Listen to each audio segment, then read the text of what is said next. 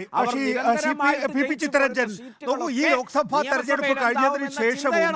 ലോക്സഭാ തെരഞ്ഞെടുപ്പിന് ശേഷവും നമുക്ക് രാഷ്ട്രീയ പ്രക്രിയ മുന്നോട്ട് കൊണ്ടുപോകേണ്ടതുണ്ട്.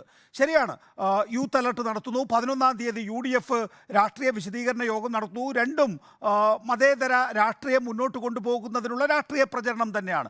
പക്ഷേ നോക്കൂ, ലോക്സഭാ തെരഞ്ഞെടുപ്പിന് ശേഷം, ഒരുപക്ഷെ ഫലത്തിന് ശേഷം അവിടെ ഏതെങ്കിലും തരത്തിൽ ആ മേഖലയിലെ ചിലയിടങ്ങളിലെങ്കിലും വർഗീയ സംഘർഷങ്ങൾ ഉണ്ടായിട്ടുള്ള ഇടങ്ങളാണ്.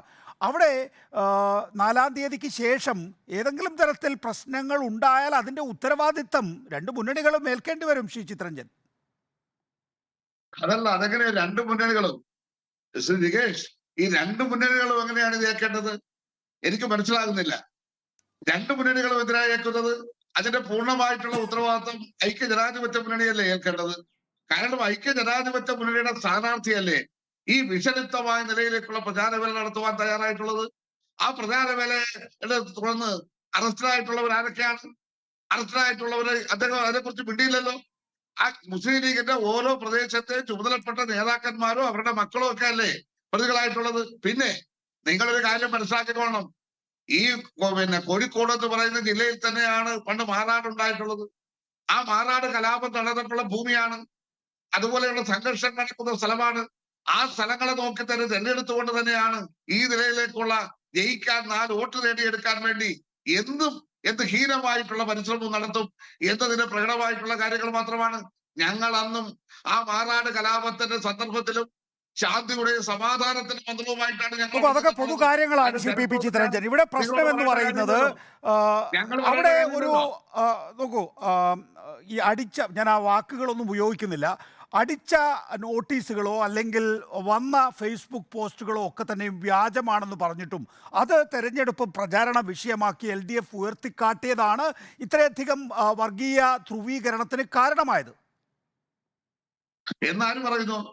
ടീച്ചർ കാഫിർ ആണെന്ന് പറഞ്ഞുകൊണ്ട് അവിടെ ഷാഫി എന്ന് പറഞ്ഞാൽ അദ്ദേഹം മുസ്ലിം ഉമ്മത്താണെന്ന് പറഞ്ഞുകൊണ്ട് നോട്ടീസ് ഇറക്കാൻ ആരാണ്?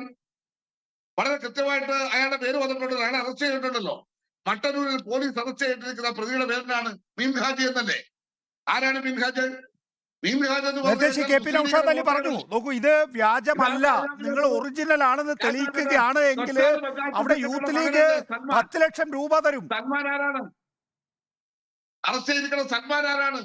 മുസ്ലിം ലീഗിന്റെ നേരിട്ടുള്ള മറുപടി, യൂത്ത് ലീഗ് 10 ലക്ഷം രൂപ തരും ഈ കാഫർ ഫേസ്ബുക്ക് പോസ്റ്റ് വ്യാജമല്ല, ഒറിജിനൽ ആണെന്ന് തെളിയിച്ചാൽ. അതൊക്കെ ഈ ഇലക്ഷൻ കഴിഞ്ഞതിന് ശേഷം മുസ്ലിം ലീഗിന്റെ ആൾക്കാർക്ക് വേണ്ടി നടത്തുന്ന പ്രചാരവേല മാത്രമല്ലേ. 10 ലക്ഷം തരാം, 20 ലക്ഷം തരാം, തെളിയിക്കട്ടെ. അവര് തെളിയിക്കട്ടെ, അത് വ്യാജമാണെന്ന് അവർ തെളിയിക്കട്ടെ. അവരല്ലേ തെളിയിക്കേണ്ടത്.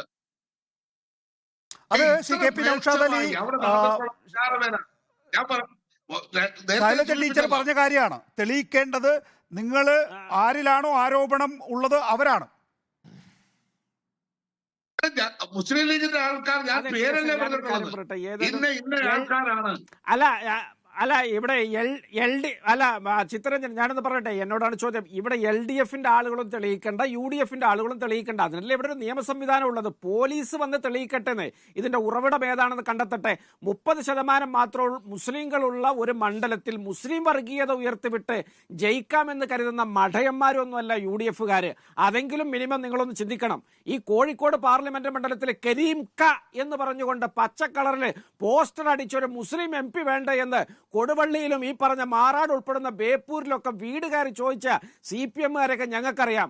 തരാതരം പോലെ വർഗീയത പ്രയോഗിച്ച് തോൽക്കുമ്പോഴും ജയിക്കുമ്പോഴും ഒക്കെ അതിന്റെ പുറത്ത് അഭിരമിച്ച് അടയിരിക്കുന്ന CPM നിങ്ങളെ ദയവ് ചെയ്ത് ഈ പണി നിർത്തിയില്ലെങ്കിൽ ബംഗാളിലും ത്രിപുരയിലും നിങ്ങളുടെ പാർട്ടിക്കുണ്ടായ ഗതി ഈ കേരളത്തിലുണ്ടാവും. നിങ്ങളെ പാർട്ടി സമ്പൂർണ്ണമായിട്ട് സംഘ് പരിവാറിലേക്ക് ഒലിച്ചു പോകും. അവർക്കാണ് നിങ്ങൾ ഈ ആശയദാർഢ്യമേകുന്നത് എന്ന് നിങ്ങൾ മനസ്സിലാക്കണം. നിങ്ങൾ ഇരിക്കുന്ന കൊമ്പാണ് മുറിക്കുന്നത് എന്ന് തിരിച്ചറിയണം ചിത്തരഞ്ജൻ.